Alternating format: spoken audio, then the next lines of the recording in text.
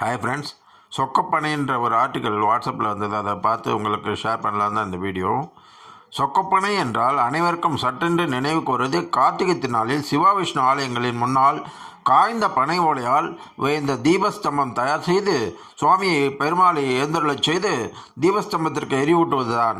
இந்த பனை மரத்தின் பயன்களை சொல்லி மாளாது. அதன் ஒவ்வொரு பகுதியும் நமக்கு தேவையான பொருட்களாக இருக்கின்றன.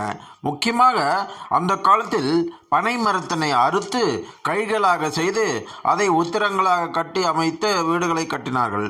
அதன் ஓலைகளை கூரையாக வேய்ந்தார்கள். முக்கியமாக அதன் ஓலைகளை ஓலைச்சுவடிகளாக பயன்படுத்தினார்கள்.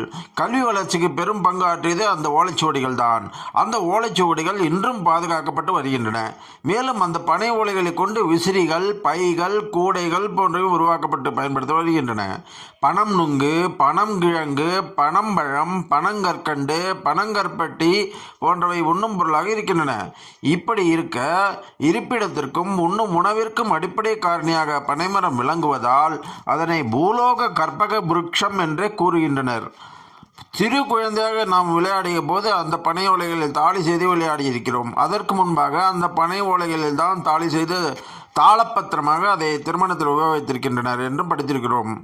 என்றும் பனை மரம் நீண்ட ஆயுளை கொண்டது என்பதனால் பெண்கள் தனது தாலி நீண்ட நாள் நிறைத்திருக்க பன்னாடை எனப்படும் பகுதியிலிருந்து ஈர்க்குகளை எடுத்து தாலிச்சரட்டில் கோர்த்துக்கொள்வது உண்டு.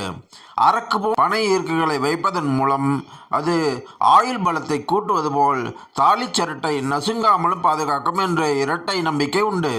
இந்த மரத்தை தெய்வீக மரமாக போற்றி கார்த்திகை தீப திருநாளில் சொக்கப்பனை ஏற்றுதல் என்பது தொன்று தொட்டு இருந்து வரும் வழக்கமாகும். கோவிலின் முன்னால் நீண்ட பனங்கழியை நட்டு அதன் மீது காய்ந்த பனை ஓலை, தடி, காய்ந்த மட்டைகளை கொண்டு கூம்பு போல அமைப்பார்கள். இதற்கு சொக்கப்பனை என்பது பெயர். சொக்கம் என்பதற்கு கவர்ந்திழுக்கும் அழகு என்பது ஒரு பொருள். சுஷ்கம் என்ற சொல் காய்ந்த என்ற பொருளை தரும். காய்ந்த பனையை சுஷ்கப்பனை என்பார்கள். சுஷ்கம் என்பது சுக்கு என்றும் பொருள்படும். இஞ்சி காய்ந்தால் சுக்கு, சுக்குப்பனை சொக்கப்பனை ஆகியிருத்தல் வேண்டும் என்றும் கூறுகின்றனர். சிவாலயங்களில் திருக்கார்த்திகை தினத்தன்று சிவன், அம்பிகை, பிள்ளையார், வள்ளி தேவசான சமேத சுப்பிரமணியர் மூர்த்திகளை எழுந்துள்ளச் செய்து மூலஸ்தானத்தில் இருந்து சிவாக்கனியை கொண்டு வந்து கோபுரம், ஸ்தூபி, ஆலய மாடங்களில் எல்லாம் சிவாச்சாரியார் தீபம் ஏற்றுவார். அதன் பின்னர் சிவாச்சாரியார் சிவாக்கனியை சொக்கப்பனையில் ஏற்ற அது ஓங்கி வளர்ந்து பெருஞ்சோதி வடிவமாக காட்சியளிக்கும். இந்த காட்சியானது சிவபெருமான் ஜோதியாக காட்சி கொடுத்ததை நினைவு கூறுவதாக அமையும். முப்புறங்களையும் சிவன் எரி செய்ததை குறிக்கவே இந்த சொக்கப்பனை கொளுத்தும் சடங்கு என்பதும் ஒரு ஐதீகம்.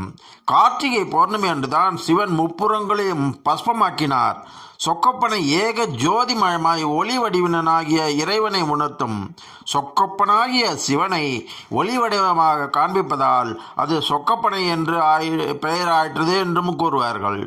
மலை மீது தீபம் ஏற்றுவது, சொக்கப்பனை கொளுத்துவது எல்லாம் அதிக தூரத்திற்கு பிரகாசம் தெரிய வேண்டும் என்பதால் தான். அத்தனை பெரிய எல்லைக்குள் இருக்கிற சகல ஜீவராசிகளின் மீதும் இந்த ஒளிபட்டு அவற்றின் பாவங்கள் போக வேண்டும் என்ற உத்தமமான சிந்தனையில் தான் சொக்கப்பனை எரியூட்டல் வழக்கம் ஏற்பட்டது. தீபத்தின் ஒளி எப்படி வித்தியாசம் பார்க்காமல் அனைத்து ஜீவராசிகளின் மீதும் படுகிறதோ அப்படியே நம் மனதில் இருந்து அன்பு ஒரு தீபமாக எல்லோரையும் தழுவுவதாக பிரார்த்திக்க வேண்டும்.